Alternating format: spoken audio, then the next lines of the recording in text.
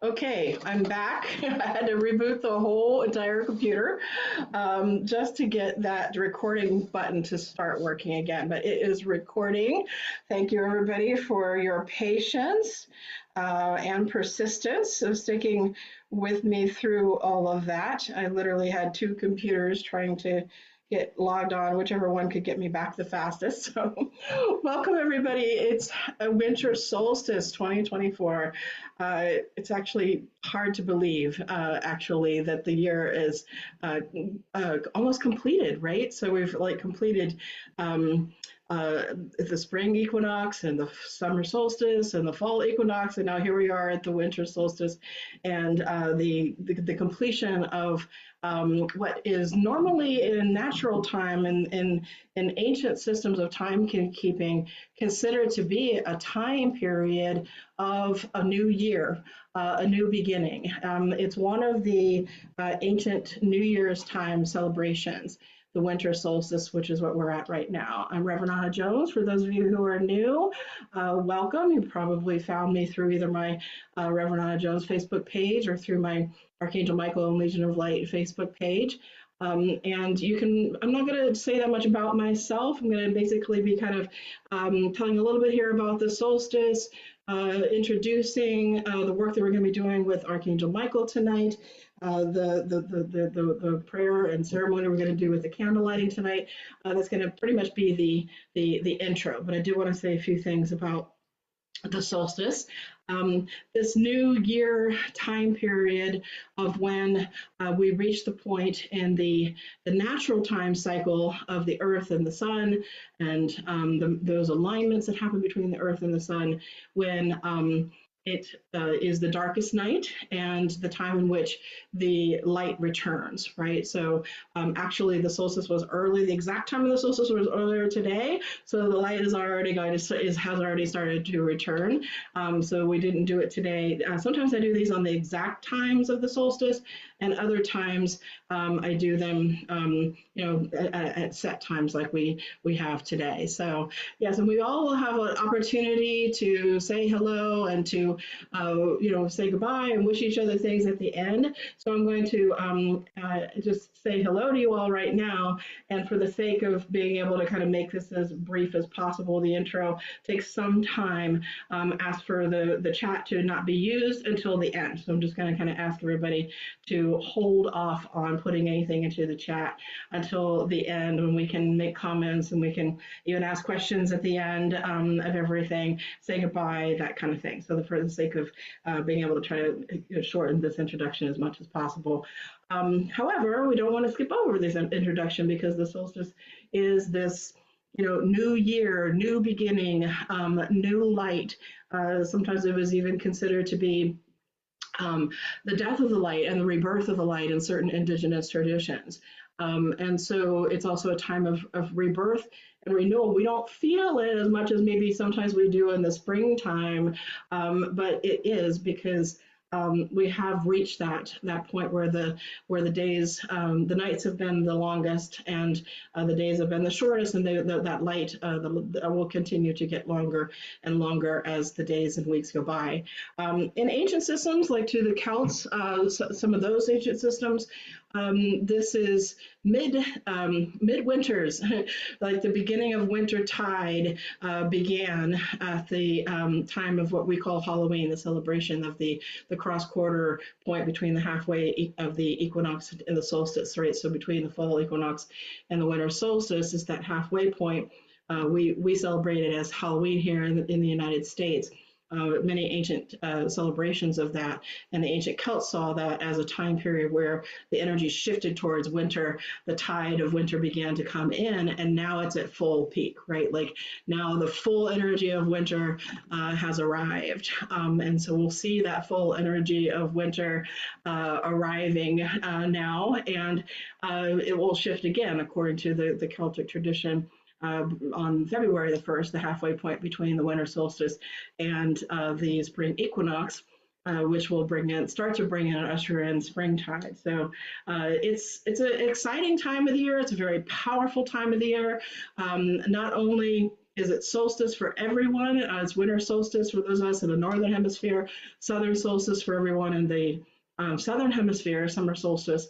But it's also a time when our sun lines up with the just a natural cycle that happens every year of a galactic alignment that takes place with the galactic center, and so that is also been happening. Actually, we've been in kind of that period now for the last couple of days, and we're in these energy periods for more than one day and more than just one moment in time, right? So even though we have the exact minute that the solstice took place, we have this entire time period, the solstice time period, the galactic alignment time period that happens, and it's usually 3 days. And almost always, if you ask, like, okay, how many days is it? 3 is the answer, right? So before, during, and after.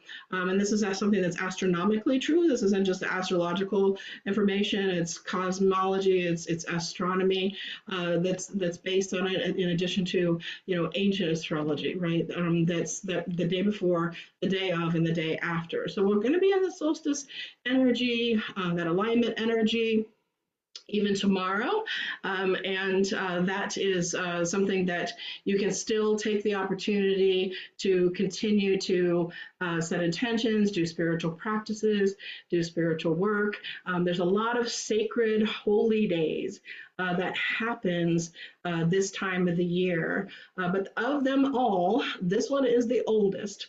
It is the one that has been celebrated for millennia.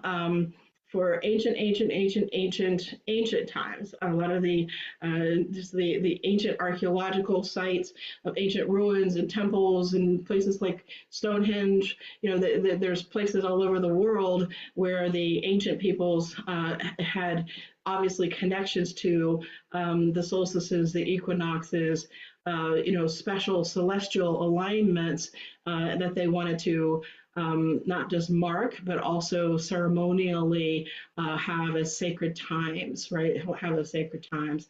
It is a good time for ceremony and ritual of any kind.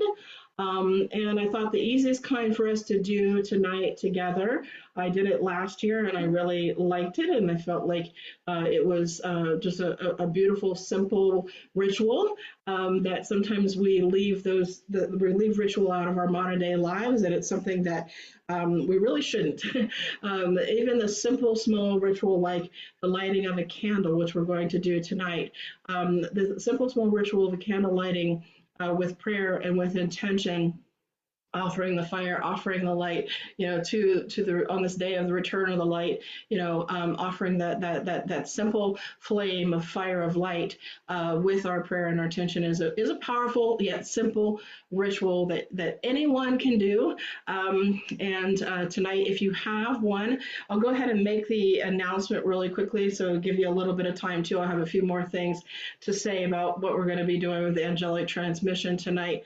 But if you do want to participate in the candle lighting ceremony, what I highly recommend, and I didn't get a chance to put this in the email, is a candle that hasn't been used before. Like what I have here is just a simple little tea light candle in a glass holder, or it could be on just like a glass dish or ceramic dish or something like that.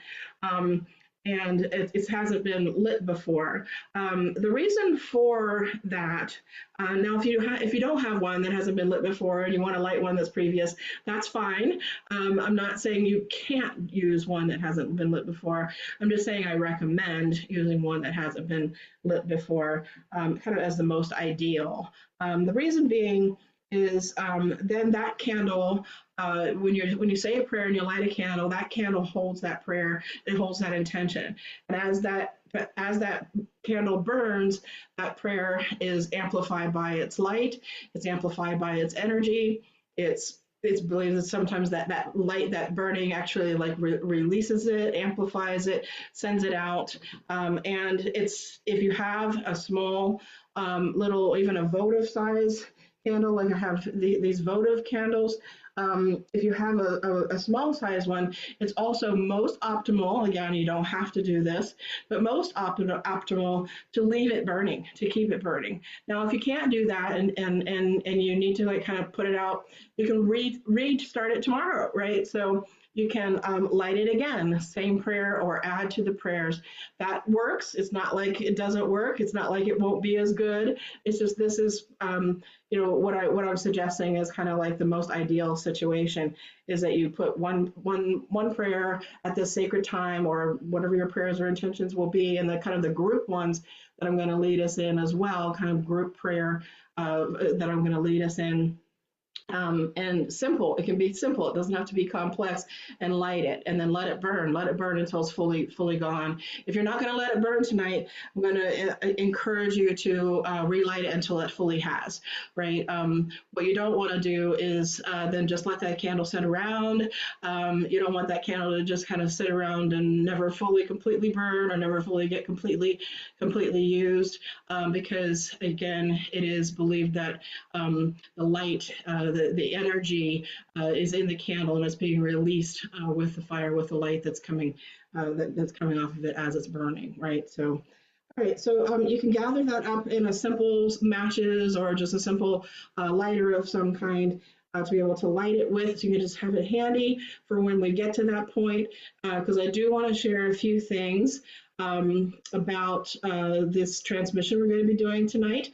I'm an interfaith minister, and I am a lifelong clairvoyant and a lifelong medium. And the work that I do as a medium had began during the time that I was 14, doing laying on of hands, healing, getting messages for other people from their angels, and asking to deliver those messages. And at first it started very small. It was a word or a sentence or a phrase or a paragraph or something along that line. Definitely not what you hear today, right? Because I've been developing this calling, literally I believe it to be a calling, and a gift. Been developing it to the point where it's at today, ever since.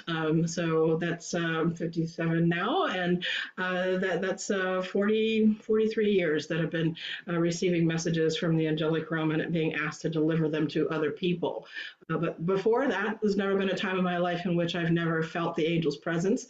There was lots of times in my childhood where I received messages from them personally, and my great grandmother who raised me, I often would say to her things that I was feeling, presences that I was feeling, or messages that I was getting for myself, and she would say, "You can talk to the angels. The angels can talk to you. Like you can talk to them, and they can talk to you." Reminding me of that.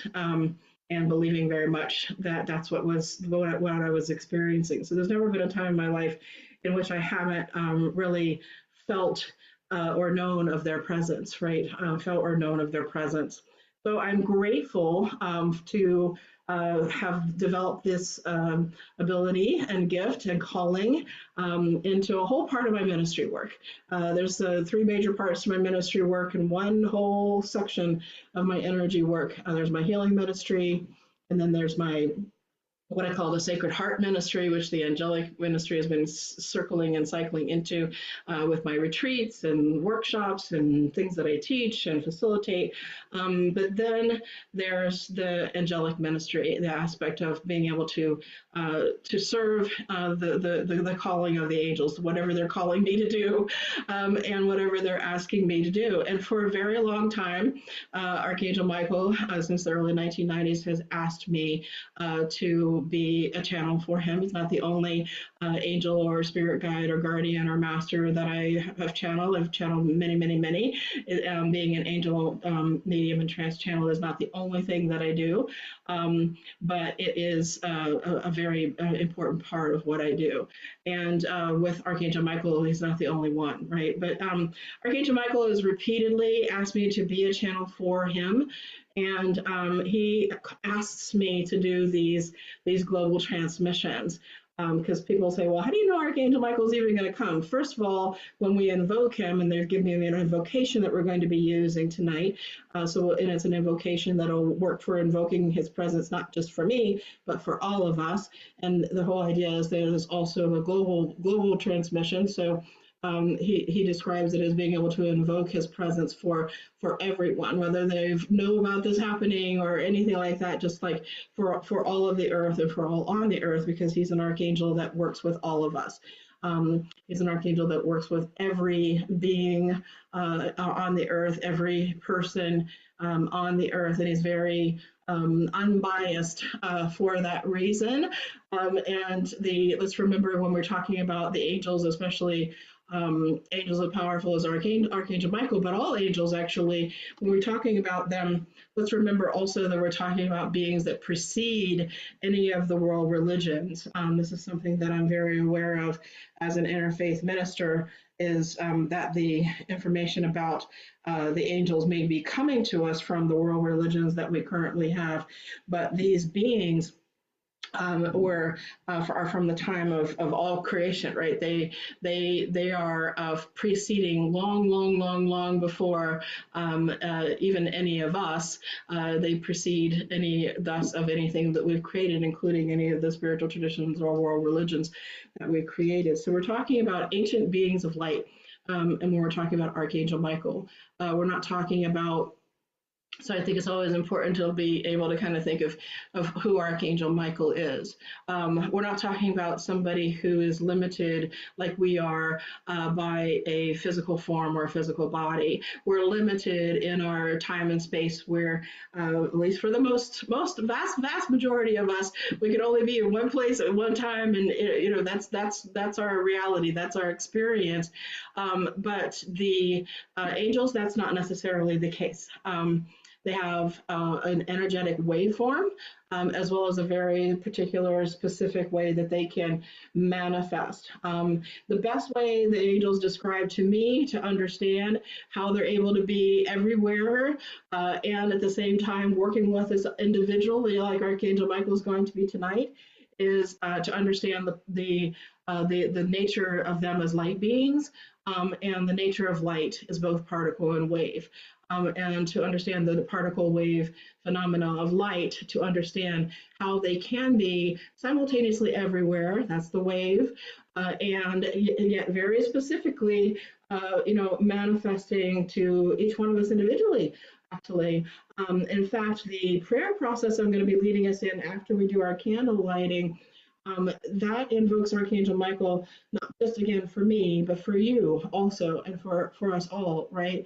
And if you participate in everything that I'm going to be guiding you through, and really let yourself go into that receiving part, right after I take us through the steps of the prayer, I'll guide you to go into a relaxed, receptive, meditative state, and to just let yourself receive. And people who participate fully in all the steps that I'm going to be guiding you through and allow themselves to just relax and meditate and open to receive. And your meditation is the easiest of all the meditation, because it's just a listening meditation, but you are relaxing and you're just like, you don't have to take notes because the recordings, they're all working now.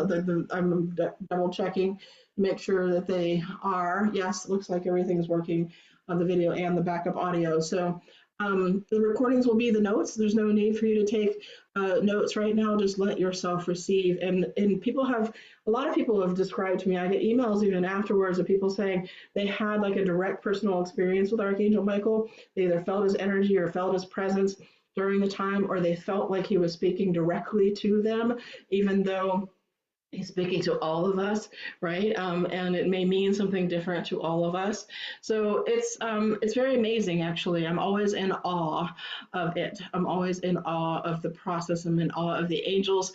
I'm in awe of how they are these magnificent beings of light that literally can be everywhere at all times, and yet very, very personal and very specific and very particular in their particle form, and there's very particular way that they can work through each channel, that they can work through you, that they can work through each one of us. So there'll be steps of the prayer, that will be the invocation, and then there will be the meditation. Now tonight is not just the world, is not just the day of the solstice. It's actually a day as well that, again, on the man-made calendar, that the United Nations has designated as World Meditation Day. So if you haven't done any meditation today, you'll get the opportunity to do that when I guide you to that part, right? And when the transmission is actually coming through, like I said, to be in that meditative state, let yourself participate fully in that. You can receive so much more from the experience by doing that.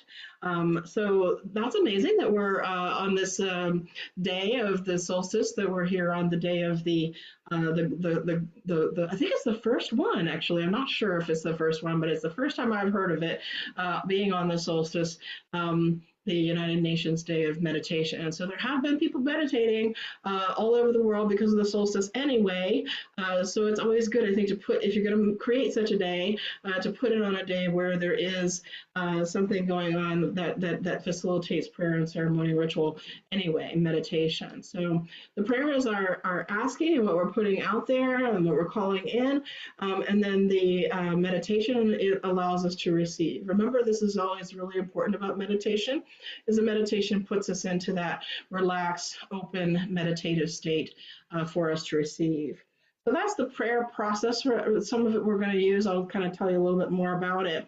But this process was given to me by the angels a long time ago, and they wanted me to develop it and take it further and develop it more to the level and degree which it has become now.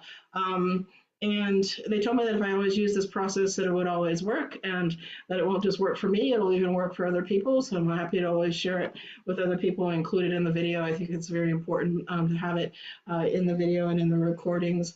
But they also told me that before beginning any of it, to never even begin the process without asking questions.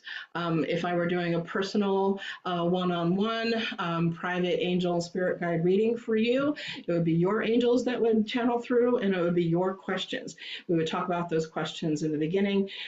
Because of the group scenario, even though there's far more people that register for this than actually come on and participate live, there's still a lot of people who do participate live, and it's just too much for everybody to be able to ask questions. So what I do is I formulate those questions. I think of some in advance and I put them out there, and it doesn't mean that he's going to stick just to those questions. There are times where I've literally asked questions and not one single question I asked was addressed. But there's usually something that gets answered. Sometimes all of them actually get addressed. And I try to keep the questions as broad as possible so that they apply to all of us. Specific, but yet broad, right? So something specific and yet broad. So I'm going to just kind of put some of those questions out right now. Then we're going to do, after I kind of talk through what the questions are, we're going to do the candle lighting ceremony, and then I'll guide us through the steps of the invocation prayer and into the meditation. And then the global transmission will come through. Archangel Michael will transmit not only the words through me, but he's transmitting, he tells me these global transmissions, he's transmitting an enormous amount of light on these days, right? These special days. And not just during the time period that I'm doing this work, but it does amplify when we do this type of work, right? The transmission that he's doing, the work that he's doing with the planet, because we're participating. You know, we're basically asking, and we're giving our energy, we're giving our light, and we're uniting our light to help to serve the divine mission that they're doing, right? I know that that's one of the reasons why I feel called to do this too, is to, you know, whatever light, energy, time, energy, resources that I have to serve their mission here on Earth, and whatever it is that they're doing, if I can, you know, help in any way, shape, or form. Not that they have to have me, but they say, just like when they tell us that asking them to help, they're going to be there anyway. They do their role, they play their part regardless. But when we ask them for their help and assistance, when we ask our angels to help us with something or to reveal something to us or to guide us or to direct us or to protect us, when we ask them, they say they're able to do so much more. And so when we come together, unite our light, and we ask for this global transmission to come through, and we ask for this light activation that he said that he will send during this time period to happen. There's an activation of light that he does. He just does it energetically. It's not even something that he always even speaks about. It's not even something that we always even know about, right? We don't always even know what it is that he's doing.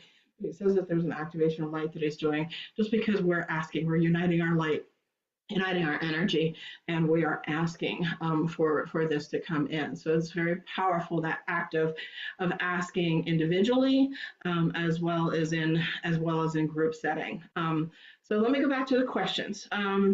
So one of the things that I would like to ask about tonight is the year 2025, because we are at this turning point now where this solstice new year is happening, and then very soon in the Gregorian man-made calendar, we will have the man-made date that we choose, which really doesn't have anything to do with the sacred energies and the sacred time. It really has to do more with operating systems, businesses, and banking systems, and things along that nature. What that man-made calendar is based on. But we'll have the date of January 1st on the man-made calendar, which will be celebrated as New Year's in the beginning of the year 2025 in the calendar that is, again, the Gregorian calendar-based system, again, an ancient systems, that it would be much, much older than the year 2025. So I'm really just referencing this coming new year, right? We're calling it 2025 here in our country, based on the Gregorian calendar system, but it's really, in ancient China, for example, it's a much larger number as to what the year is. In Hebrew, it's based on the Hebrew calendar, it's a much larger number. The Egyptians, a much larger number. In the Mayan calendar, a very different number than 2025. So that's why I'm like saying just in the coming new year, right? But 2025 for all of us who are here in the United States or operating on the same calendar system, which most people these days are. I say probably a majority, definitely in the United States for sure. But if there's anything for this upcoming new year he wants to tell us about, I feel enormous amounts of change happening. There's a tremendous amount of emotional energy around all of the change. There's been changes going on at a very accelerated rate for a very long time now. He's been speaking through these messages. I think he asked me to first start doing it in like around 2009, 2010 for the global transmissions on the solstices and the equinoxes, and I've done as many as possible. Not every single one since then, but I'm mostly the ones I feel like I've made it through and done the most of is the winter solstice ones. So he's been speaking about major change, major transformation, a great shift of the ages. Actually started speaking to me about that in the early 1990s when I first knew it was him, and I think even before then when I didn't know that it was Archangel Michael was the one that was speaking about it. So it's been a very long time that we've been in this time period of great shift happening with the planet itself, happening with all nations in the world, all people, all people, all religions, all backgrounds, etc. And we all feel it. In fact, as the years go by, I feel like it's becoming more and more obvious. It's becoming more obvious, the planetary changes happening. It's going to be becoming more obvious. Just just how things different, how different and how fast everything is moving. So he references as the shift in the ages. So I always like to kind of, especially on the winter solstice, get an update on anything about that, this big shift, this great shift that's happening. If there's anything he wants to share, and sometimes he does and sometimes he doesn't. And then within this bigger shift of the ages, He's been referencing also something for a very long time through my channeling work, and some of the messages are actually up on the Celestial Voice podcast.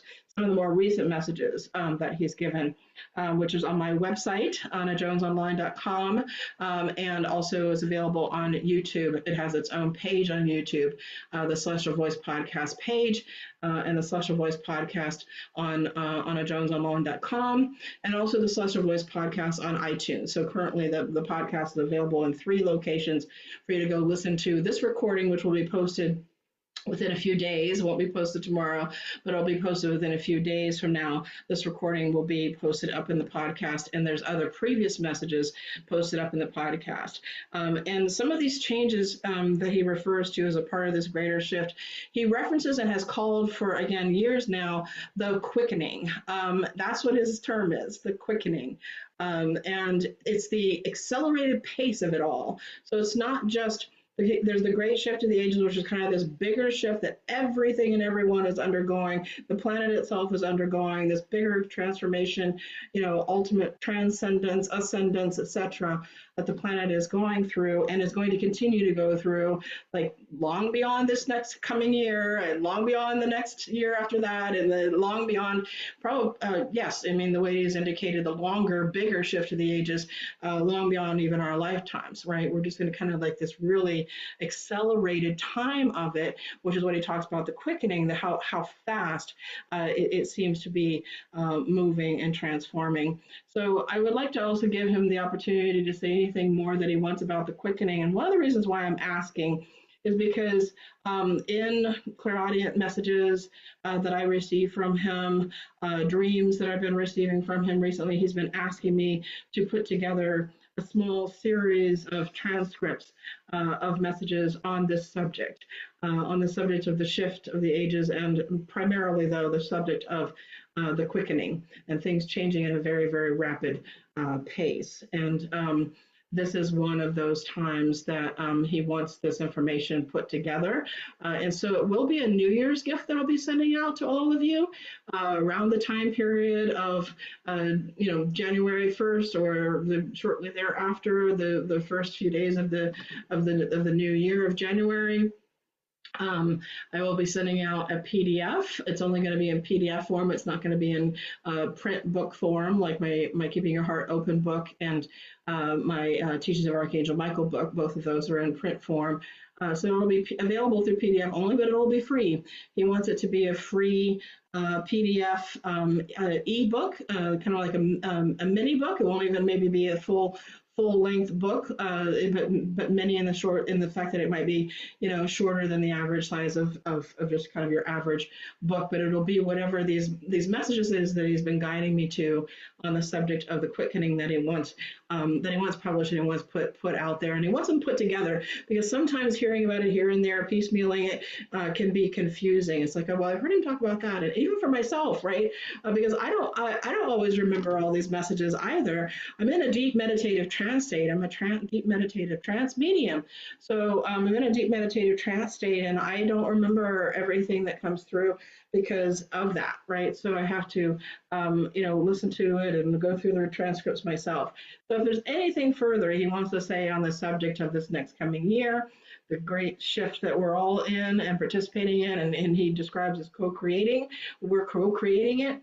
And if there's anything further that he wants to say, or anything new, brand new, that he wants to say regarding the quickening, I invite that. I'd like to ask him if there's any specific virtue that we need to be working within this new year, or maybe one or two, that would be good for all of us to be working with. If there's something new that he would like to teach us on the subject of the virtues.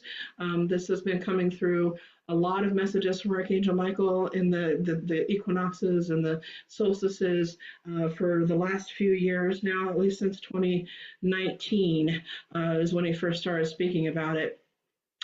he's been talking about the importance of the virtues as there being these divine energies that we have all around us and within us to be these powerful co-creators, right? These powerful co-creators. And then just how are we meant to co-create? What are we meant to co-create? If you can give us any guidance on that for individual lives as well, not necessarily someone specific, but for ourselves, just for ourselves individually, and then maybe even collectively. And then, since it is World Meditation Day, and it is a day for good day for meditative purposes anyway, I'm asking him also if there's any kind of meditation that he wants to give us. Sometimes he'll even lead a meditation. Sometimes he'll recommend certain ones, or he'll recommend certain practices. There have been many over the years, and so I just want to offer him that as well. I usually like to do that. So there's similar questions to what I've asked before in some of the recent transmissions. If I had a lot of time, I would maybe try to think of a lot of new ones, but I always, always, always give him permission to speak freely about anything that he wants. And that's going to be part of our prayer too, right? So anything that he feels is for our highest good, so that's why he can go off topic and he can ignore any of the things that I just asked about, and he can go completely onto his own subject and his own topic. Which he's welcome to do, and we will be giving that permission in the prayer process as well. Okay, so those are the questions. There doesn't have to be a lot of them, okay? All right, so what we're going to do now is I'm going to get a drink of water, and we're going to transition over to begin. Like I said, we're going to begin with our candle lighting, so if you have that handy, go ahead and get that ready.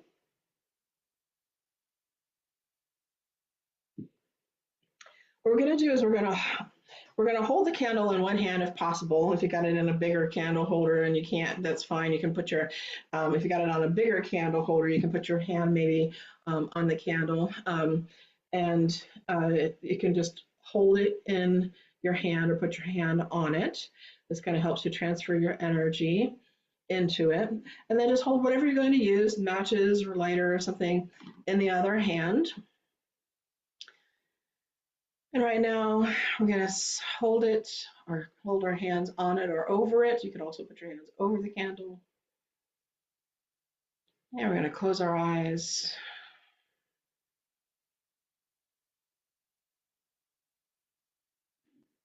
And we're going to breathe. We're going to breathe slow.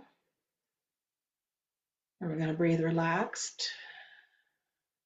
But we're also going to breathe deep.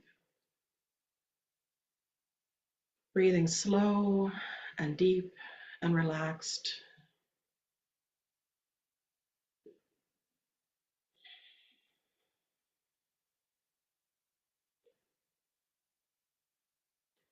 I want you to count out your breaths and count 5 long, slow, deep breaths.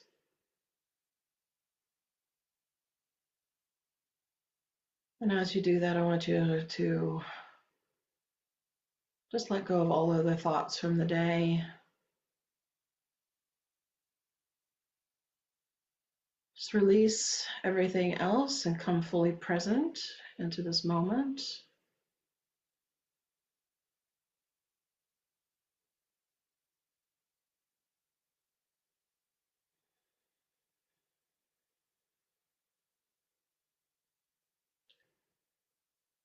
And keep breathing slow, relaxed, deep breaths.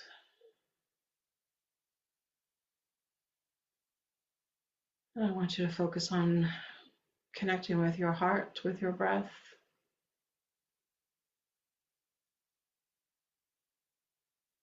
If you have a small candle that you're holding in your hand, you can bring it to your heart.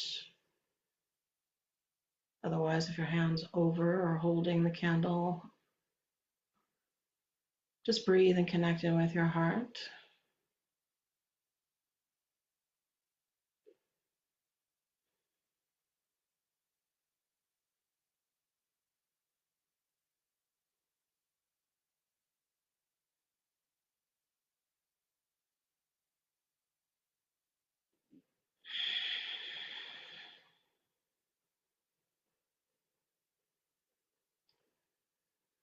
And I want you to feel within you and within your heart the energy of peace, the presence of peace.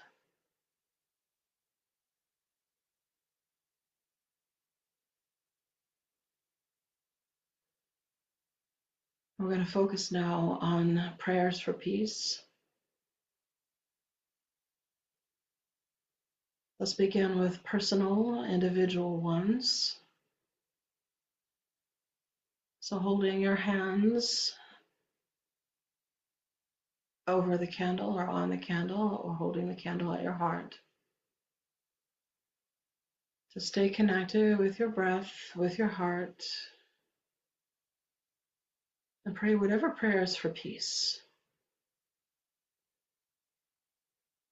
that come to you, that arise from your heart.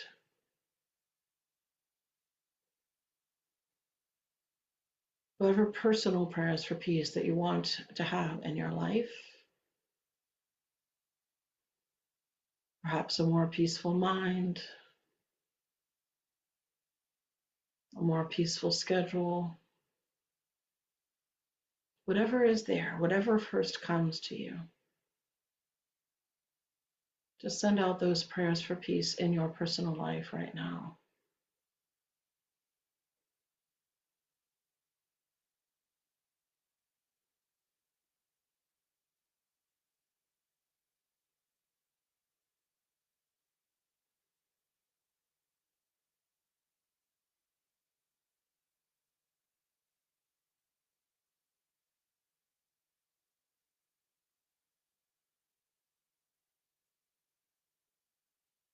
And then let's think of prayers for peace in the world. And let's take a moment now to feel in our hearts the peace that we want to see in the world. Peace for people, nations. It could also be for animals. Just sending out any prayers for peace.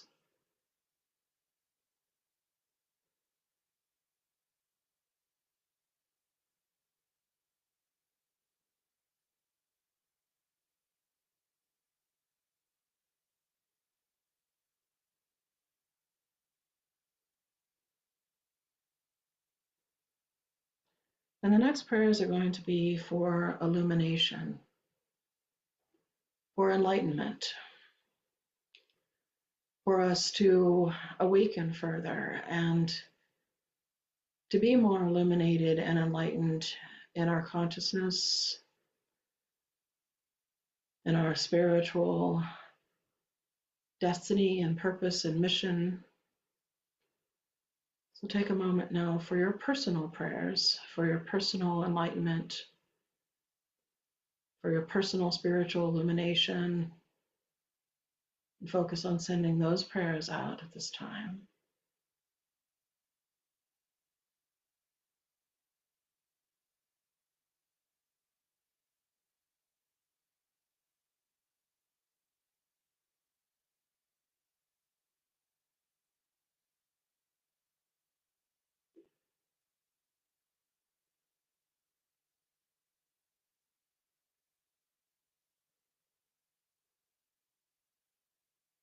And then let's focus on prayers for collective, global enlightenment and illumination for all humankind and for all beings. So take a moment now to send out prayers asking for the enlightenment and the spiritual illumination for all of mankind, for all of the earth and all of the beings of earth, and for all beings everywhere.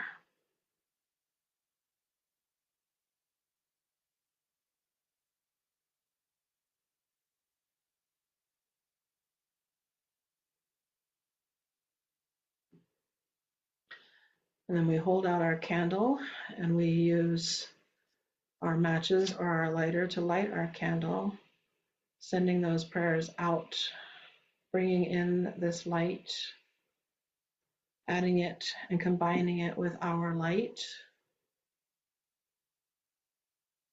offering it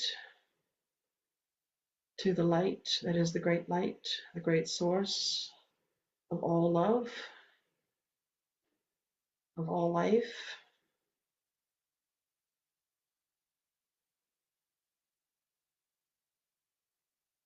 Shining and radiating our light out with the light of this little small flame, amplifying it, sending it out into all directions, above, below, north, south, east, and west, radiating our light.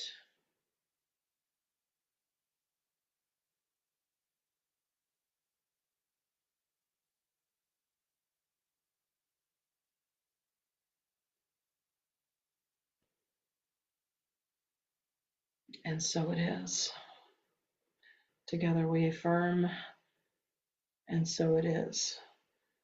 And we can place the candle near us. We can place it either in front of us or off to the side, wherever you need it to be, where it will be safe and yet somewhere near you, as you get ready to go with me now through the process of the invocation of the angels, especially Archangel Michael, and into the invocation of the divine, and into the transmission. So go ahead and place that wherever it's safe and yet somewhere near you. Allow it to keep burning and releasing that light, releasing those prayers, amplifying the light. So then we're going to close our eyes. We're going to begin with a praise chant and their Hebrew names. The first is a pronunciation of Michael's name. It is pronounced Michael. Michael, Michael, Michael, Adonai, Elohim, Adonai Eloheinu, Michael, Michael, Michael. This is the praise chant we're going to use for connecting in with the divine energies and with Archangel Michael's energy and presence. And I'll guide us the rest of the way. I'll guide us straight from the praising into the asking and the invoking, and into thanking and gratitude, and then into the receiving of the transmission. So again, eyes closed. You're all muted. I can't hear you, so you're welcome to participate in the praising. I ask you to do so either silently or out loud, whatever way you prefer.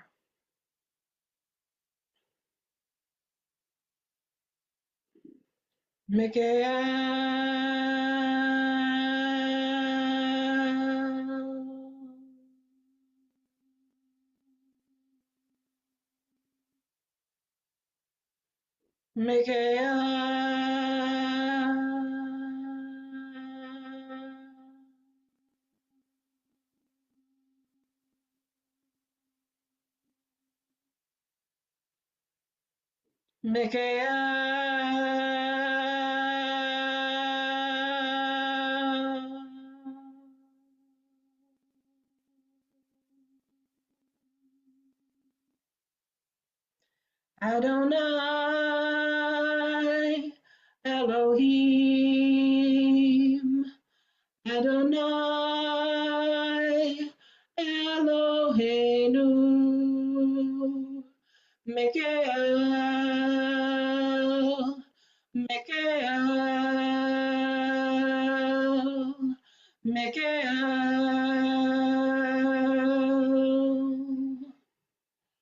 Michael, Michael, Michael, Adonai, Elohim, Adonai, Eloheinu, Michael, Michael, Michael,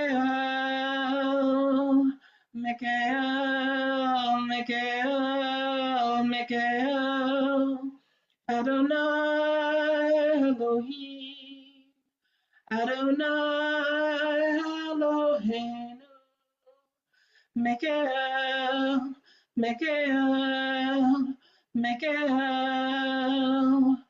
Michael, Michael, Michael, Adonai Elohim, Adonai Eloheinu, Michael, Michael, Michael, Michael, Michael, Michael, Adonai Elohim, Adonai Eloheinu, Michael, Michael, Michael,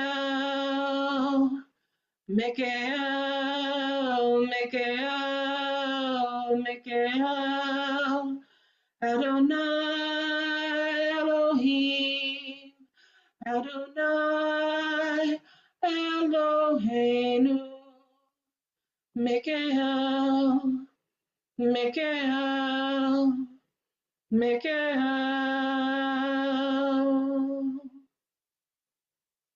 Deep inhale and exhale.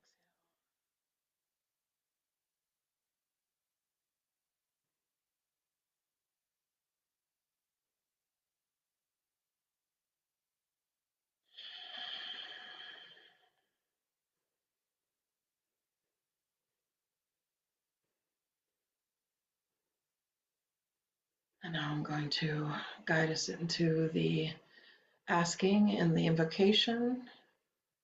Please join me silently in doing so. Follow along with me. Silently or out loud is fine in doing so. So next, let's, in whatever way feels right to each one of you individually, let's individually call upon the presence of divine love and divine light.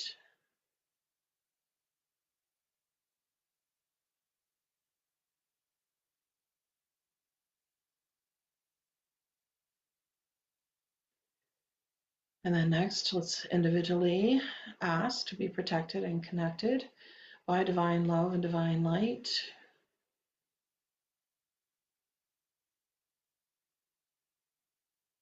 And then let's all ask that we unite our light together, that our light be united in a circle of love and a circle of light that extends beyond space and time, where we're located at, whatever space or location we're in or time zone we're in.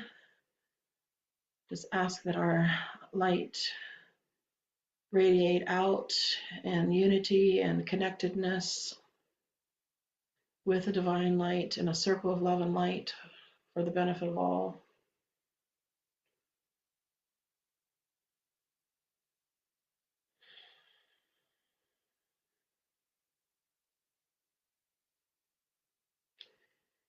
And then we're going to expand that light out even further, expand that circle out even more to the angelic realm.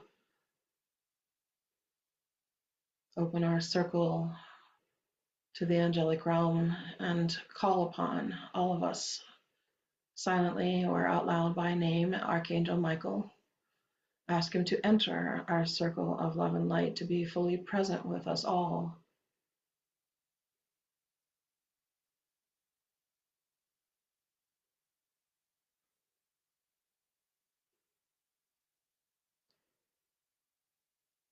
Ask Archangel Michael to bring through the global transmission and light activation that he has asked to have our participation in and guided us to participate in today.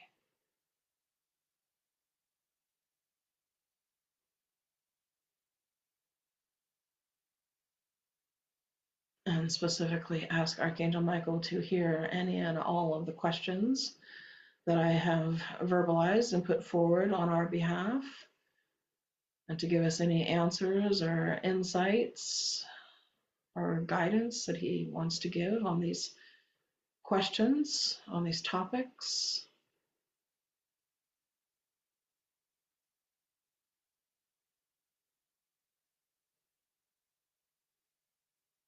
But then let's also all collectively give him our permission to speak to us freely about anything that he feels is for our highest good to know and for the highest good of the world.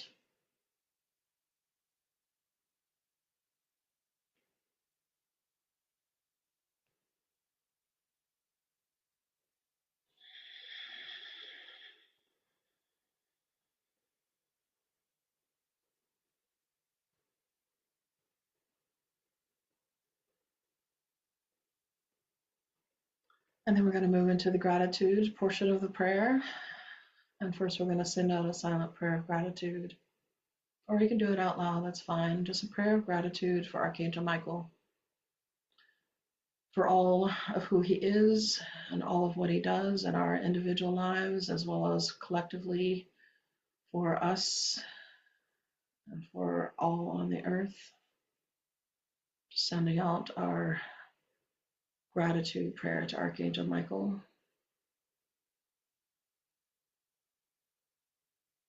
communicating that gratitude from our hearts.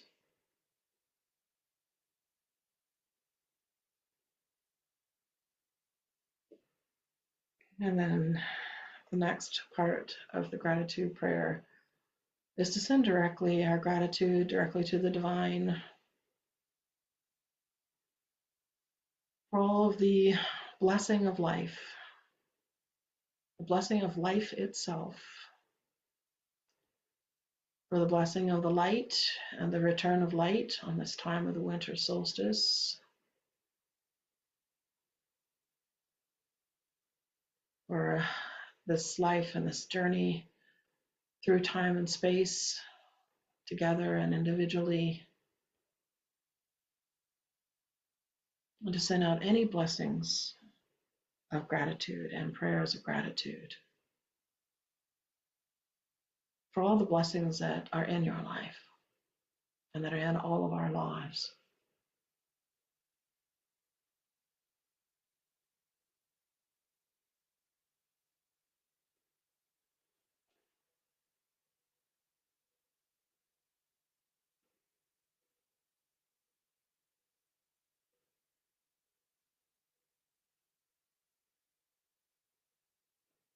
And then we're going to deepen our breathing. We're finished now with all of the prayer, all of the invocation, all of the gratitude, and we're going to go now into the receiving. So I want you to just allow yourself to deepen your breathing and to relax into a quiet, meditative, listening meditation.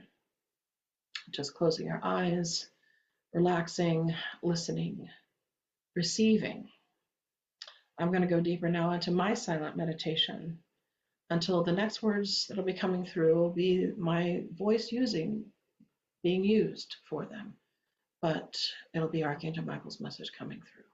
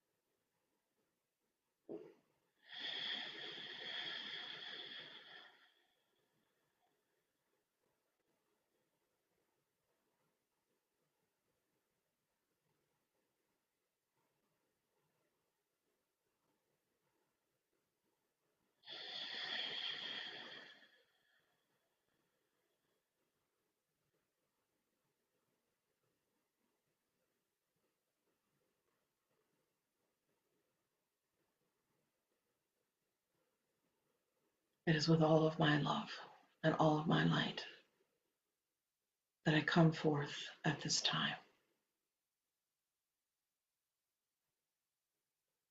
activating further light within each of you as part of my intention but activating further light for the world and in the world.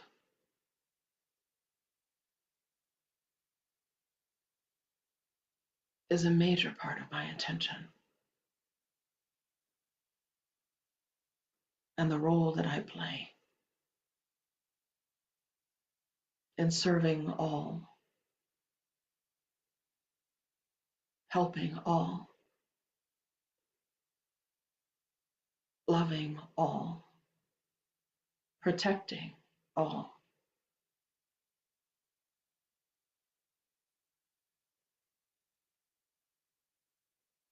It is my role to bring the light that casts no shadows, the light that cannot be obscured or obstructed by anything, the light that is transcendent to the light that you can see with your physical eyes.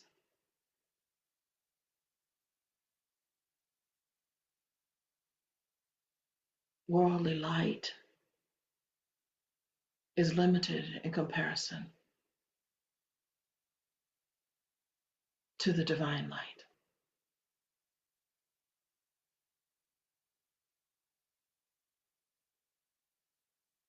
And I radiate it into this world in the way that I am being asked to do so, in the way that is of my service to do so.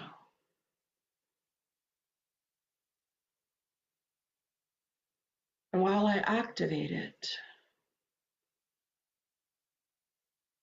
during special times, it does not mean that I am not working at other times and in other ways.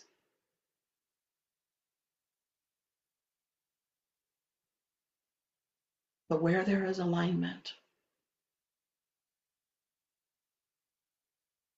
not only can the light be amplified in its activation, in its illumination, in its frequency, but where there is alignment, there can also be further enhanced manifestation.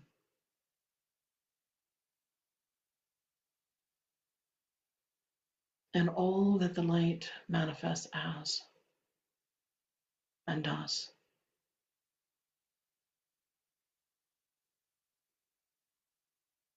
And that's why these times are special.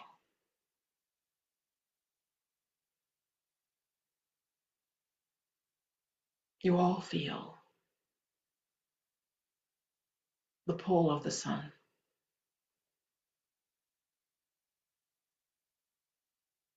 the star that your world depends on.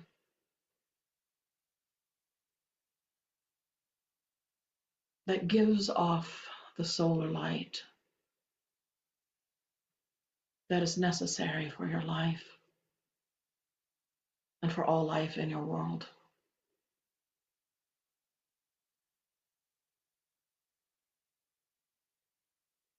But there is another light, the light that is the source light for your sun, that lights and illuminates the sun.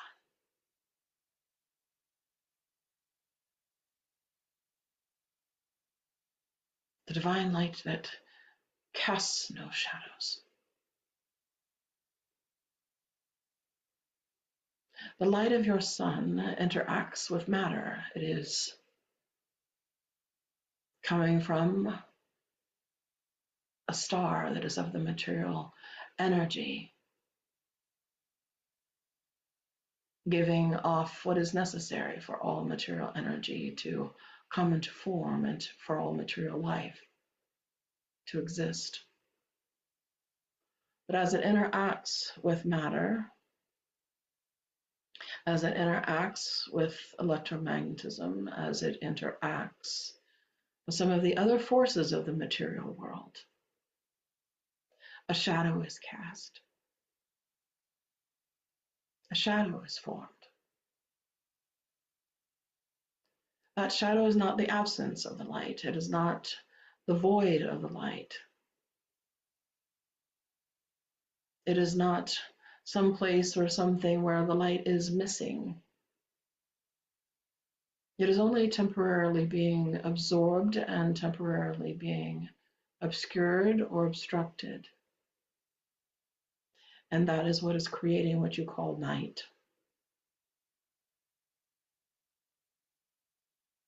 And it creates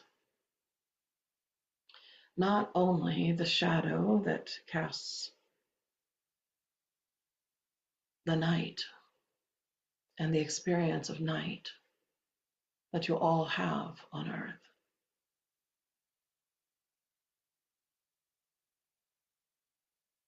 but it creates shadow in so many other ways as well. The interplay with light and matter, with light and electromagnetism in all of its forms. Forms you don't even know yet scientifically. It has an effect on your consciousness too, especially your mind.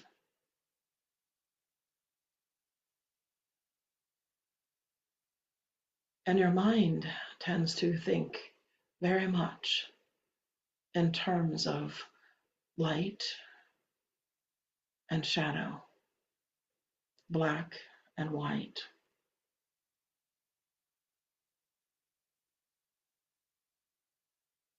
Dualities that are very present and very real part of the material world.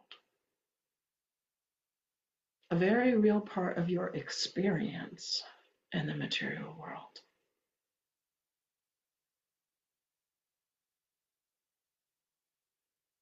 In fact, the dualities can become so all-encompassing to your mind that you literally can forget and do forget that there's so much more to existence beyond them. Even your own existence, even your own capabilities.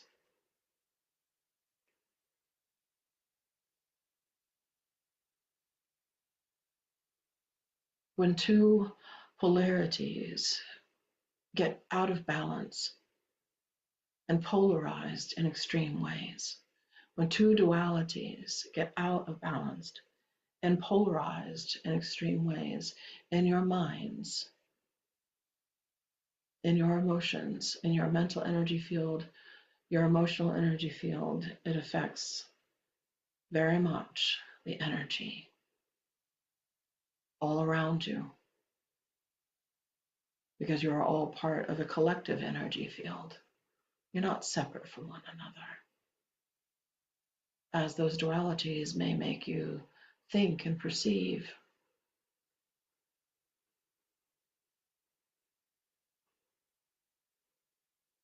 And then there's all the judgments that get placed, and it becomes a spiral that leads to extremes. Extreme views about the shadow and extreme views about the light, extreme views about all dualities. But when you align and you bring yourself, your body, mind, emotion, spirit into alignment with your soul, the heart of your heart,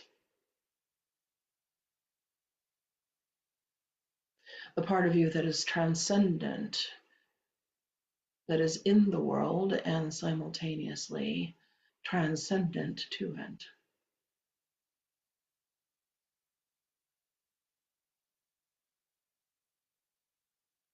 Then you realize that those extremes of those polarities, those extremes of those dualities,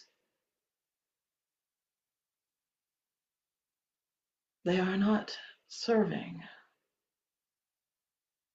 your highest good, nor the highest good of humanity.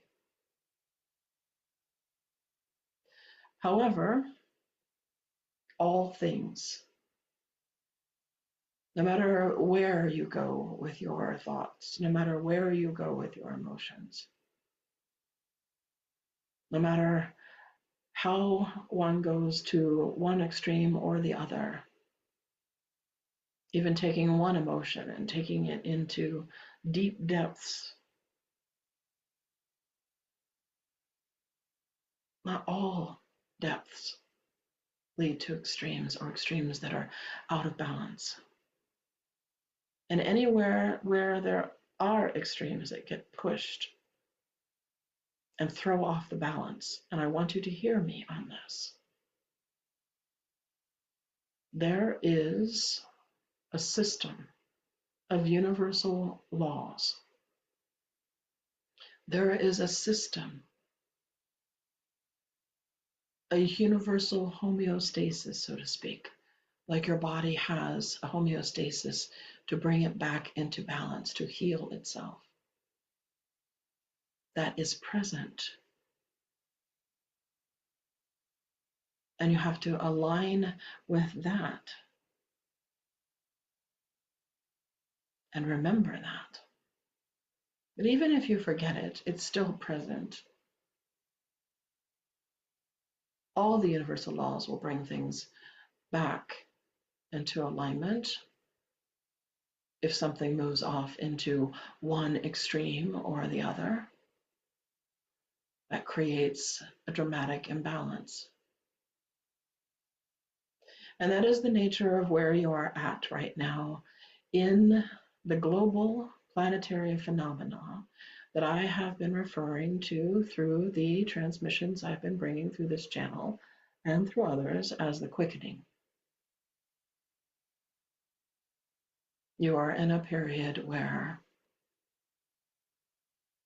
these dualities, these polarities are becoming increasingly polarized, increasingly pushed to extremes, where the universal laws are being activated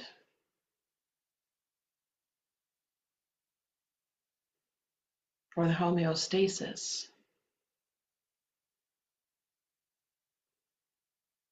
of the sacred operating system, the sacred way that all things operate and all things exist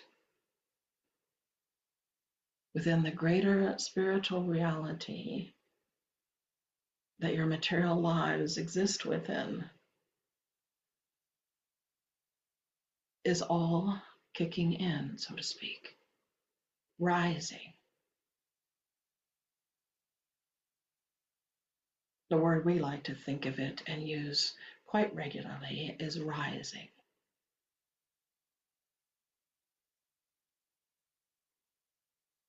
It may seem sometimes as if things are moving backwards, or as some of these extremes happen in your world, in your lives, in your own inner experiences, in your own thoughts or in your own feelings. It may seem as if things are moving backwards, but I can assure you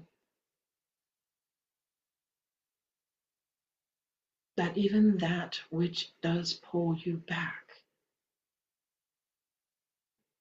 is having a slingshot-like effect,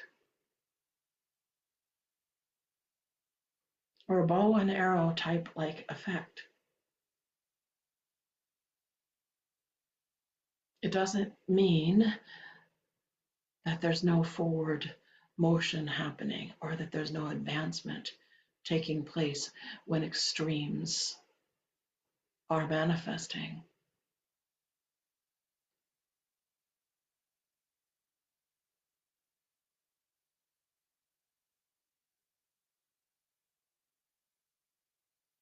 There will be the laws of balance, the laws of karma, the universal laws, and the law of love that are activating that homeostasis, that universal homeostasis. Your bodies have it innately within you because it is innately within the universe, and it is innately within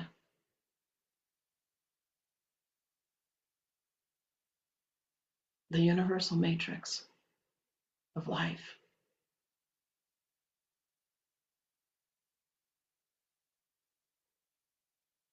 And it is innately within the soul.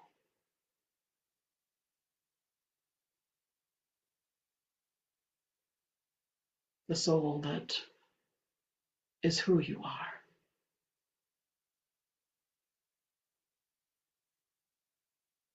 Your true self. Your eternal, immortal self.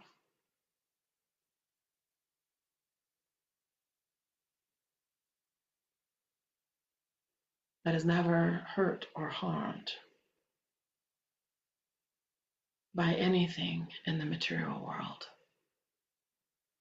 The way that your body, mind, emotion, and spirit can be.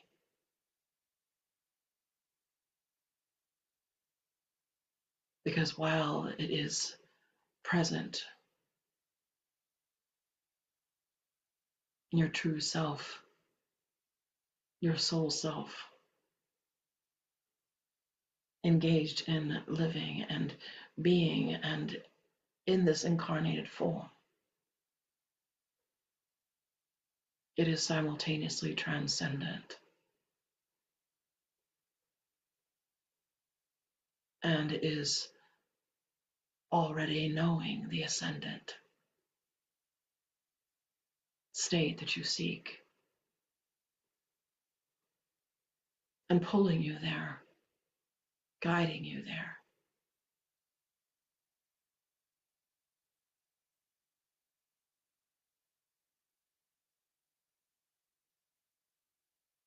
There are many people who talk these days on the subject of raising frequency. Raising the frequency of one's consciousness, raising the frequency of the energy fields around you, raising the frequency of the planet. And these terms are very much good terms and real terms. But we are quite aware that it is not fully understood yet. Nor do we have any expectations that you will have full understanding yet of what that means.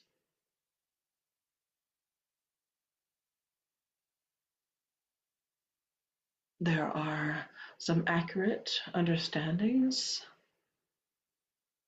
of what it means to raise the frequency and of what it takes and of what it requires. There's some very old knowledge that is available to all of you through the spiritual teachings of the elders, of the ancestors, of the indigenous peoples, but also, more importantly, your soul knows how. Because your soul has never lost that vibration. Being in the world, but not of the world. Being in the world and simultaneously transcendent to it.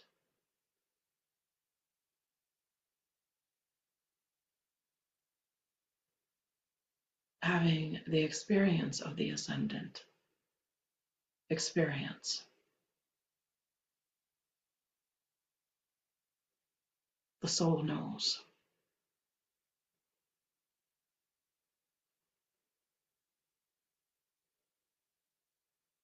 And so raising the vibration of the material energy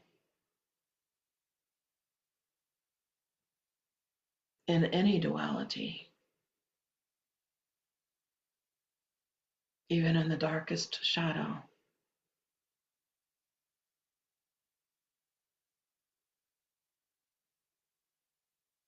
is to bring it in.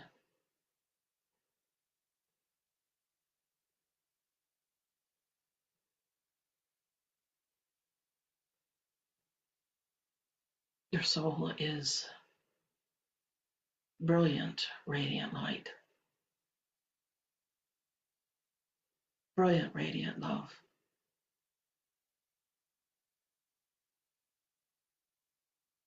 As we have understood and ancient knowledge has taught, the light of your soul more brilliant than 10,000 suns in your material world.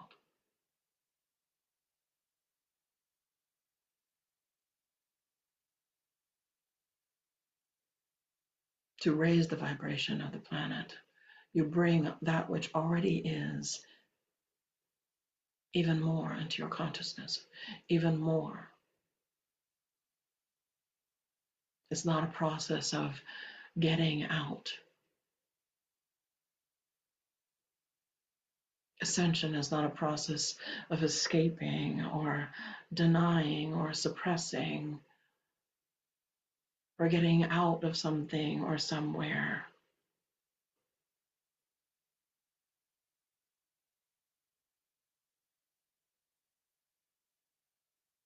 It's a process. Bringing the soul in.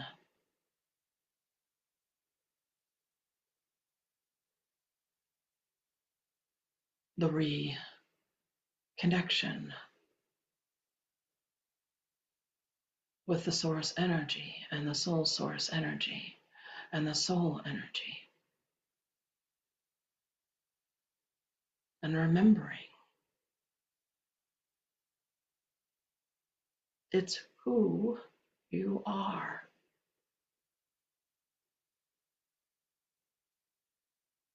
The rebalancing of the world definitely requires the re-spiritualization of the world.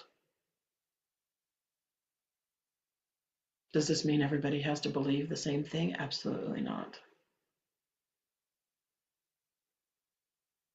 Does this mean that everyone has to believe in some faith or religion? No.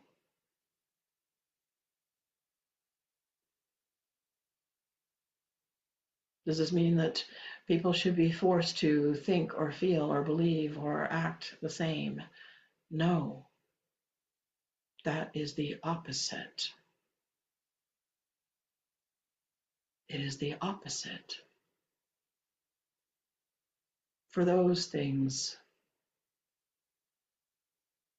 create more shadow, forcing anyone or anything to think or feel or believe. Forced beliefs of any kind is only shadow and increases the shadow. When I use the term re-spiritualization, it's because there's no other term. There are so few terms to describe what it is that I am seeking to describe. It's bringing the soul in, whether you want to call it soul or not, regardless of what language you want to use or terminologies you want to use. It's bringing in that expanded wave form of yourself.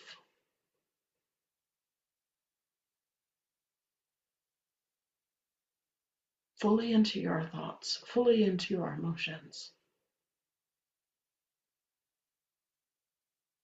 fully into your body and your actions that you use your body for, and the things that you do, and the words that you speak, and the communications and the relationships that you have. Bring the soul in, into your personality, into your identity, and your way that you identify who you are and yourself.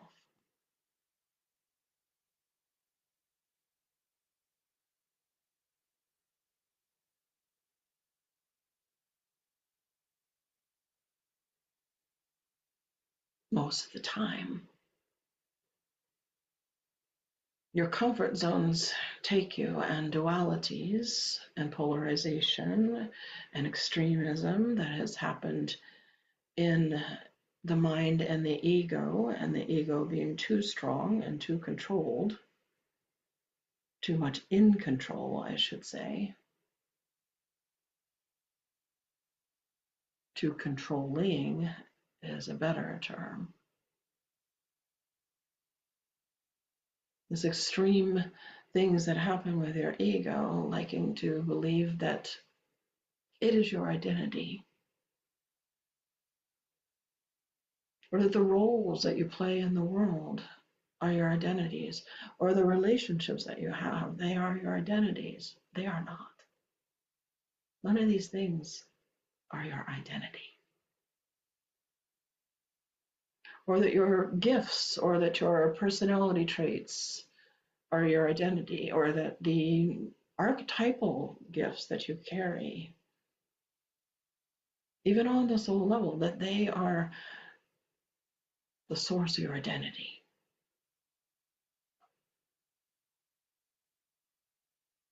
Your personality traits, your archetypes, your relationships, your gifts, the way you use them, the roles you've chosen to play, they help to illuminate. They help you to see and know more of the soul. They are not who you are.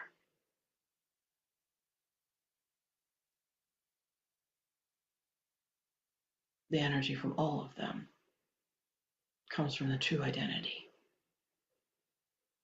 And if you don't want to believe in anything such as the word soul, just think of it as identity, true identity, expanded awareness of your true identity.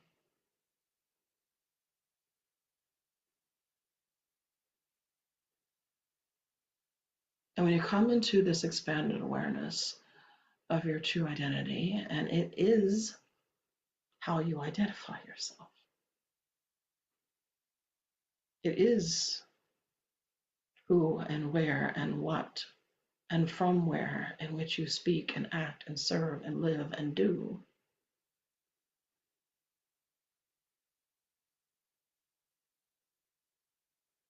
then your frequency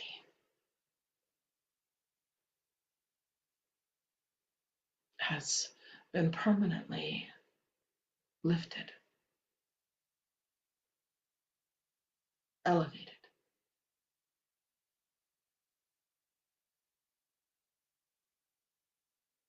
We do not want you to give up in any way on trying to raise your frequencies and raise the frequency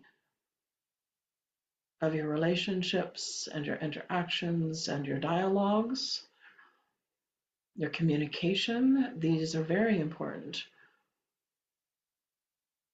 Raise the tone, raise the frequency, raise the vibration of your dialogue with each other.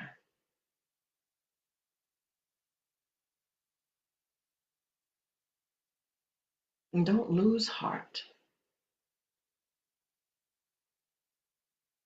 Get stronger and stronger in your heart.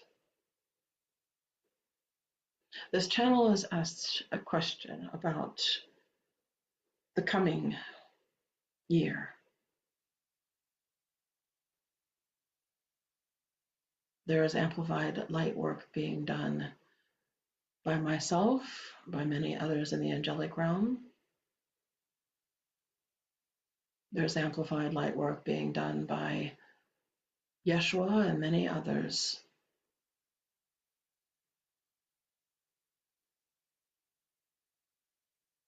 You do not have to do any of these things in your lives alone. And none of you are alone.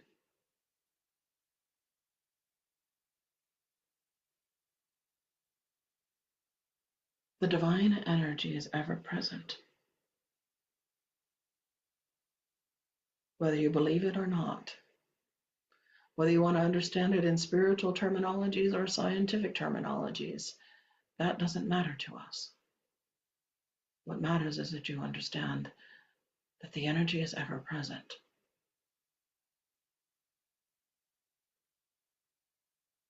And then infused in that ever present energy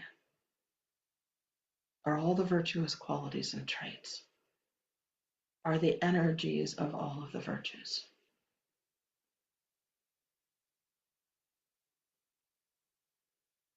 So in the new cycle of alignment, in order to stay in alignment,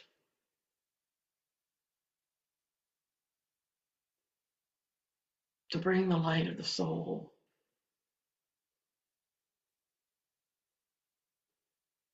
in, to be who you are. Certain virtues will help you in this coming cycle, and to move through not only the shadow of night that you're experiencing now, but the shadow projections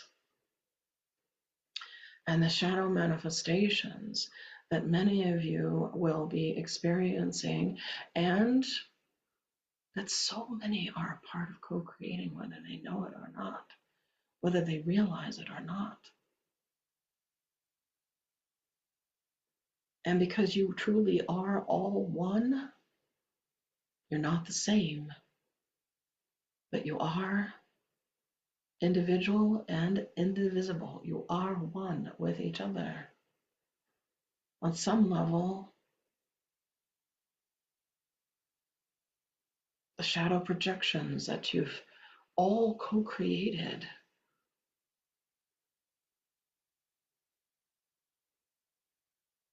they will be amplified.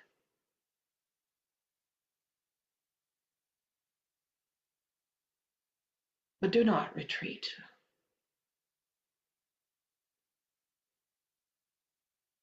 Never give up.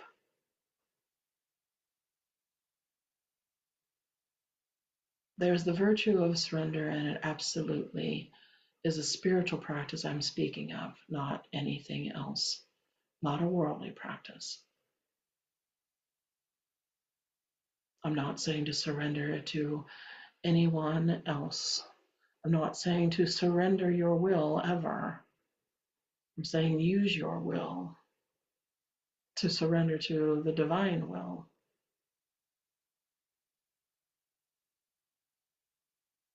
And the most important act of that is take all of it, take everything, and keep surrendering it to the light.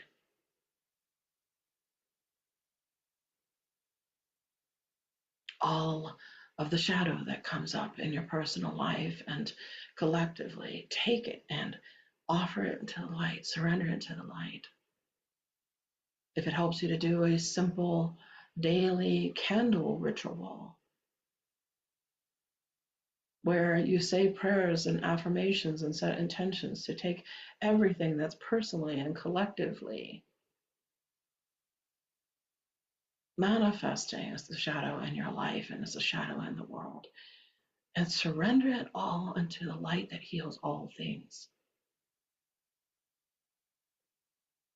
Give it all is what surrender ultimately means. Don't hold it inside of you. Don't let it stir inside of you to become worry or anxiety.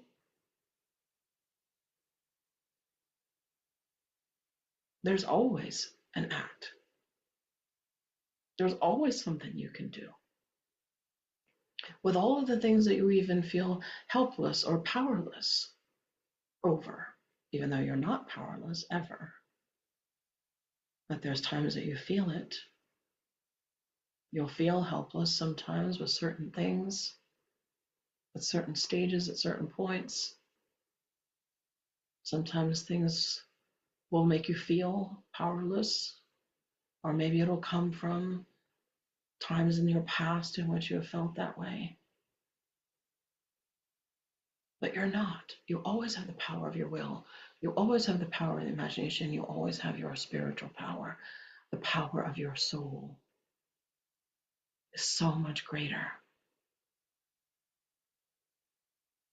than you have allowed it to be, than it has been allowed to be.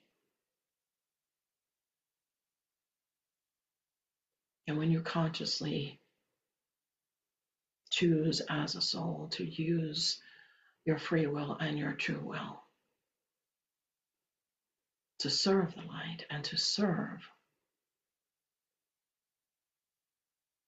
that which is for your highest good and the highest good of all,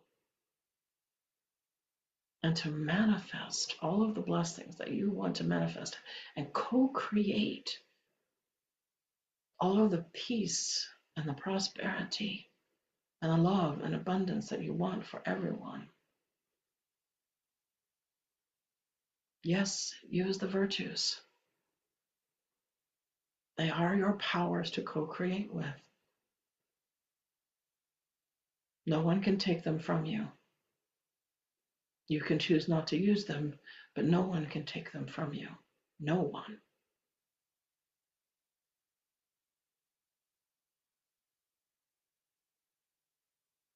Surrender is not the only virtue that you will need to use in the coming year ahead.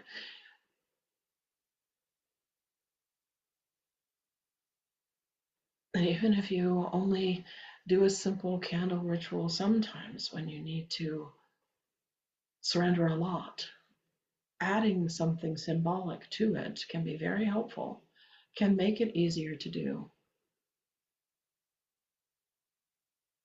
Writing down all of the things that you want to surrender, that you need to surrender, that it hurts you to continue to hold on to. And offering that to the fire or offering that back to the earth. A simple symbolic act of offering it to the source of life, returning it to the light that heals all.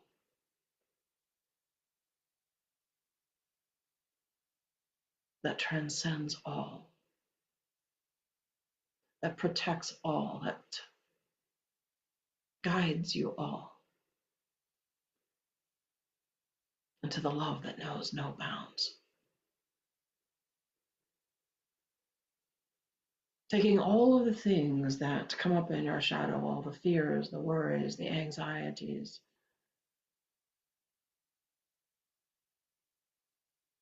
and all of the things that others are projecting as their shadow,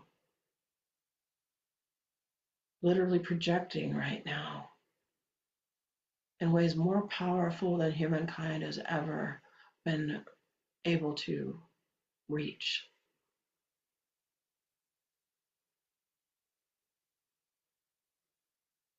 Creating through projection is never of the highest energy or frequency, especially if it's from the unconscious projection or from a shadow-based projection.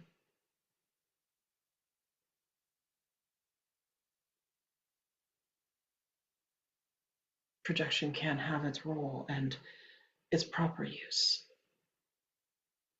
in the creation and co-creation process, but only when used with the virtues.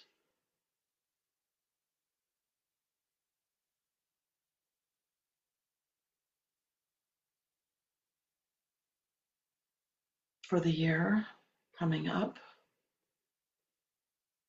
the other virtue to use is courage.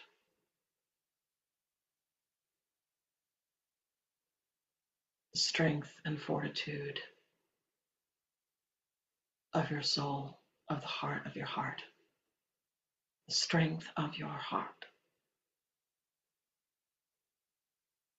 This is what courage is, and it is where it is found. It's where it resides within you. The virtues already are. They already exist all around you, within you. The strength of your heart, the courage, the fortitude of your heart. You must use it.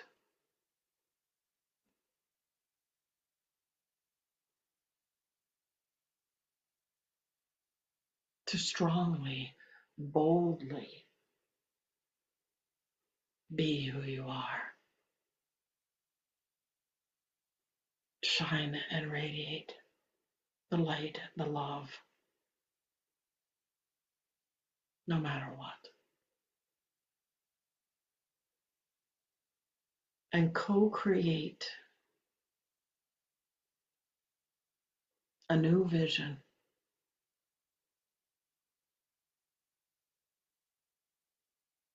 for when things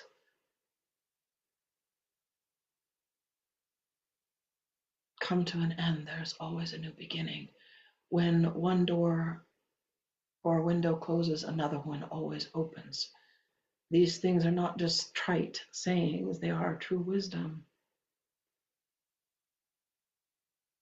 They're very real.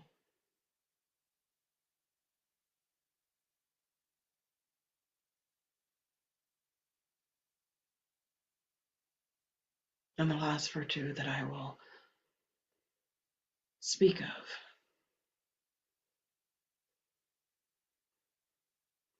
is a virtue that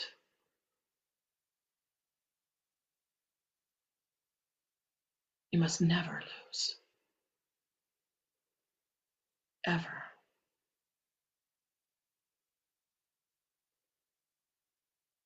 Always maintain connection to it.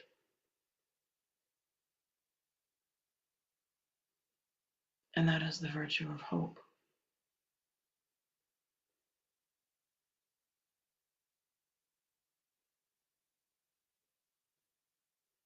Hope always exists.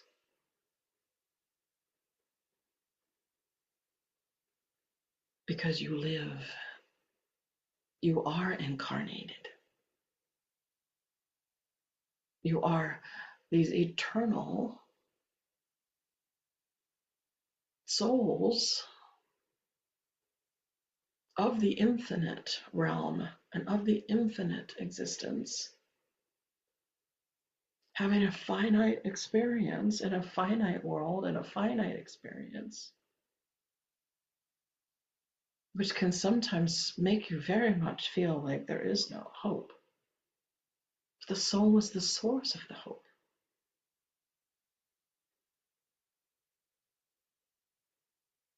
And the source of hope that makes the soul, that is the source of the soul, the divine source of the soul, is pure hope.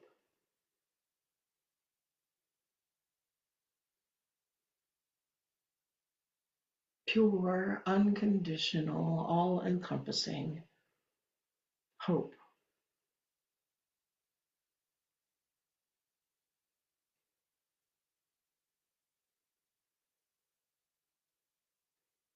Nothing is ever hopeless. And when you feel hope, use it to rise. Because things are going to continue to increase with the quickening.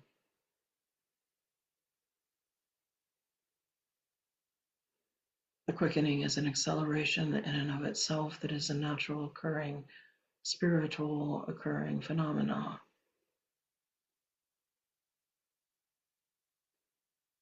Some, however, are using their co-creative power in a non-virtuous way to be accelerationists and try to accelerate and quicken things even more.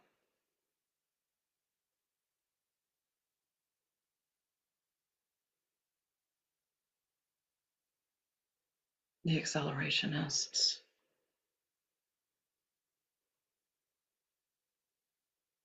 are operating in a level of extremes and trying to push things more to extremes. This happened long ago in the time of Lemuria and Atlantis, which were very, very real long, long ago.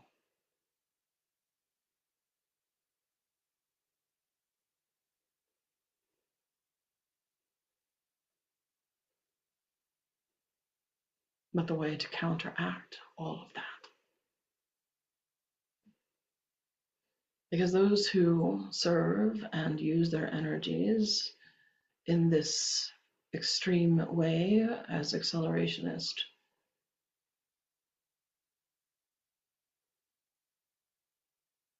they are actually quite hopeless.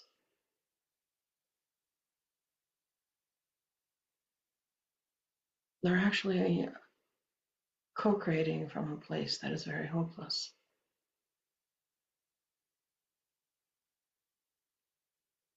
which is why it's limited, the effect that they will have.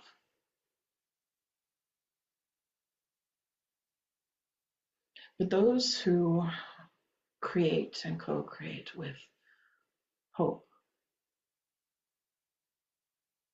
and allowing hope to lift you, help you rise even further.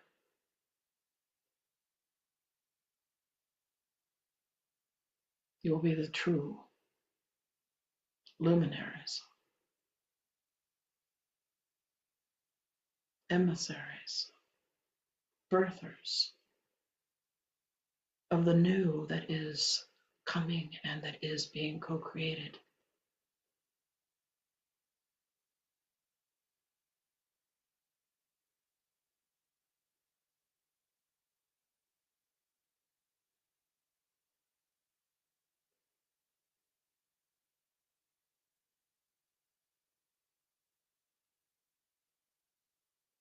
Just like at the time of the winter solstice, there is a winter and it seems that all is dark and it's hard to see, especially in certain areas of the world. Thriving life when you look out your windows. There's always the hope of spring.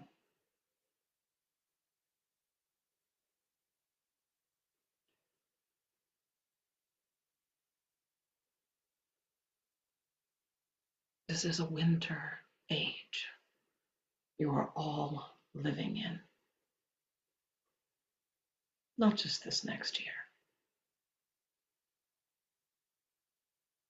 I'm speaking of the greater time period now, the greater cycle of time.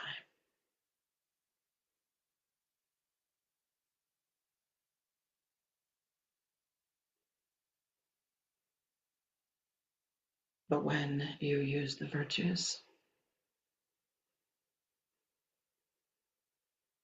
when you live and operate and speak and relate and communicate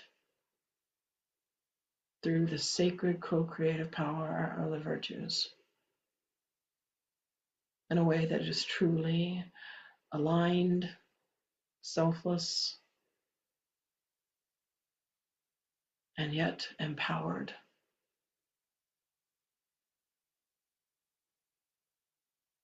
You don't see the winter or experience only it, but the spring that exists already within it, and the summer that can exist already within it. A golden age within the Iron Age, a golden age within the Winter Age that is very real and that requires a shift in consciousness.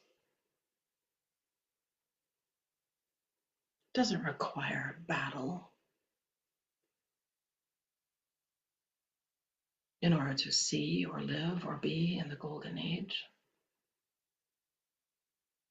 It doesn't require a war or a defeating of any enemies.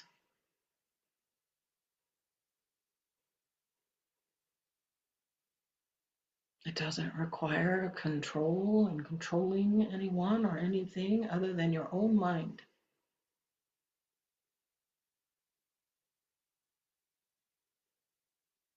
Your own ego.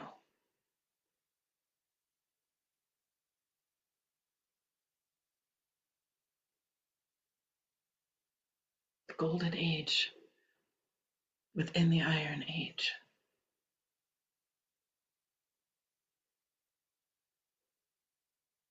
The shift in consciousness is what I was describing earlier. The embodiment of the identity of the soul.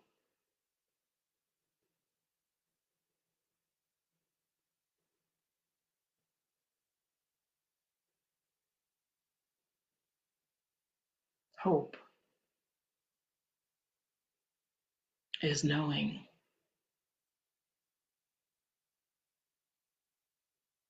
that no matter how dark the winter, no matter how stark the winter,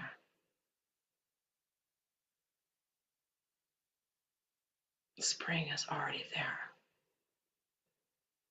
The summer is already there. That energy is present. It is moving. It is rising.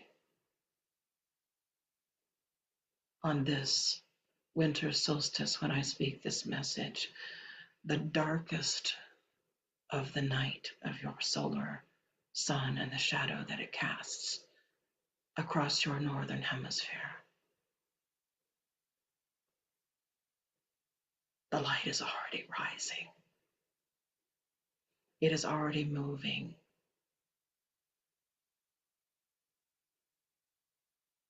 The energies of spring and summer are already moving.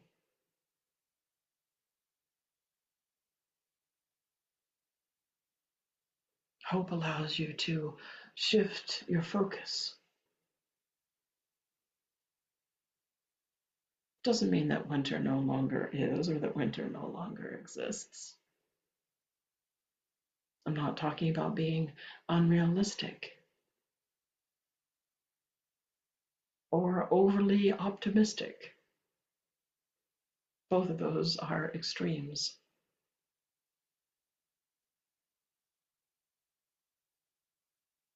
But if you allow hope to lift you and fill you, then you will see. And you can have the vision and the eyes to see. To be fully present, experiencing the now and all that is within it. Because right here, right now is not just winter. It is summer. It is summer. And if you do not believe this, then speak to those of you who live in the Southern Hemisphere today. It is summer as I speak.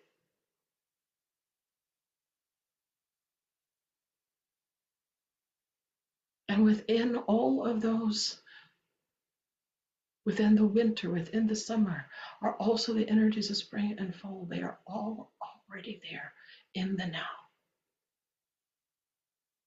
All that you seek, all that you are, is already there in the now.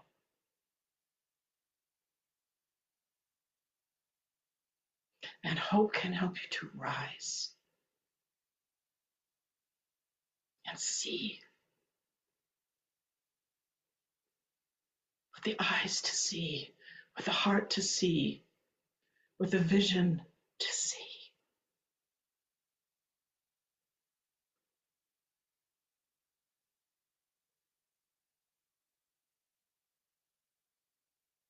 As I see you,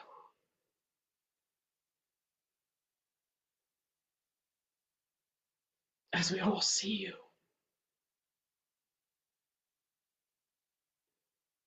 And so shall you see yourselves.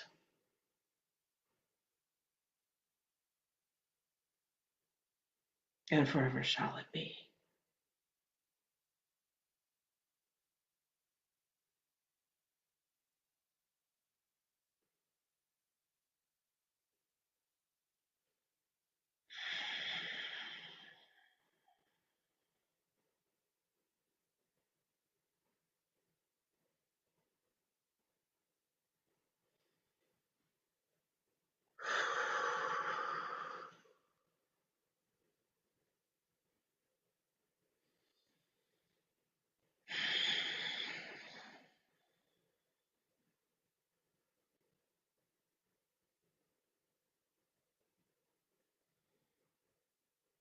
That's the end of the message. Just take a moment to say a simple prayer of thankfulness and appreciation for the message.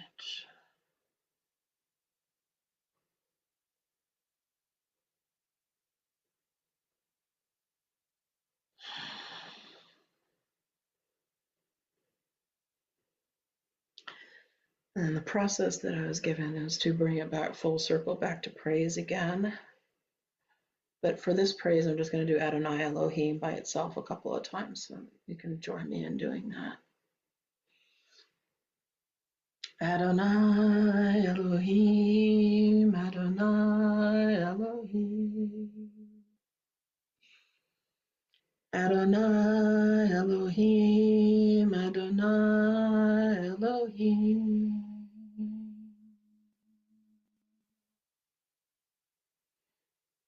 And then we slowly bring ourselves up from the meditation.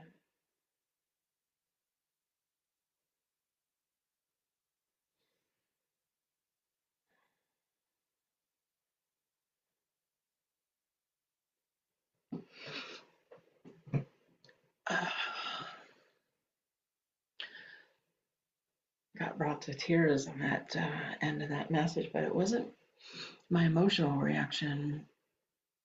It was physiological reaction. I was being moved, there's no doubt about it, but like to the energy and the like passion through which he was speaking and the realization of what I was feeling while he was saying it. So it was very much a physical reaction to that energy, but it was emotional. It was a being definitely a moved, feeling very, very moved by what he was saying, how, but more about how he was saying and this hope that he's describing. It's like, I know why now, after experiencing this channeling, why we should never lose it. And I think he explained it pretty well. Very well, actually. All right. Let's see.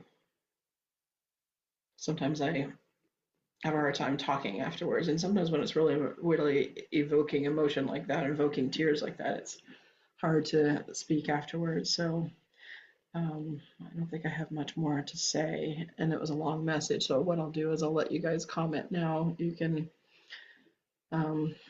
put any comments that you'd like or questions. If there's some question that you have, I don't know if I'll be able to answer it, but into the chat. Keep your candles burning if you can. Just let it burn all the way out. And then if you can't keep it burning, then make sure you light it again or light it however many times you need to until it does finish burning, right? Don't just kind of like let it have no effect or have not finish. Okay, I'm going to try and see if I can, now I can see the chats too. Okay, before I couldn't see them. So hi, Marianne from Dundalk, from Ireland. Happy solstice and Merry Christmas to you. And thank you so much, Candace. Appreciate you being here. And Sune and Brandon, love and light to you as well. And Carolyn, thank you, Carolyn. Sending love, hope, courage, surrender to all. Crystal, Thank you. I'm so glad you're on here. And Adriana, hope to all and for all, right? Hope to all and for all. Lourdes, you're welcome. Let me just see if I can scroll down here. And oh, it's kind of skipped. All right, let me try to scroll back up then. I think people are writing fast and it skips when people are writing. Okay, here's some blessings to, I'm not sure who the Awakened Collective is, but glad you're here. I like that name. And Bonnie from Wisconsin, thank you so much for being here. And Laura and Tracy, thank you all for this beautiful and powerful channeling. Yes, it truly was. I'll announce a few quick announcements too, and that is that I do have the holiday special going on up till January 1st for anybody who might want any kind of private session or anything. I know nobody is asking for it here, but I do have that available on the holiday section of my website. There's also discounts on other meditations and things that I have that's on there. And I'll send everybody an email too. I'll make that announcement once this has been put up onto the podcast. You'll get an email. And then from Tina, thank you, Tina. Appreciate that. And from Marcia, thank you all. Merry Christmas. Merry Christmas. And from Aaron, thank you. Blessings to all from Wheeling, West Virginia. I used to live in Morgantown, West Virginia for a couple of years. And from Aaron, thank you. Oh, that's the Aaron, you're the one from Wheeling. Okay. And from Ellen, I'm so grateful for this love and light and wisdom and for yours on. Oh, thank you, Ellen. Appreciate that. From Kat, aloha from Kahana, Hawaii. Also an experience of summer in the winter, right? You know, it's like there's another summer in the winter experience in Hawaii, where I lived for 14 years. Aloha back. And Laura, feeling love and light. Merry Christmas to all.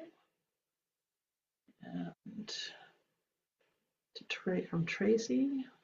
I got Tracy, Tina. Marcy, I think it went backwards. Yes, it did. Okay, it skipped backwards. Okay, from Tatiana, did you see any images? I was so struck by the message about accelerationists. Yeah, I did too.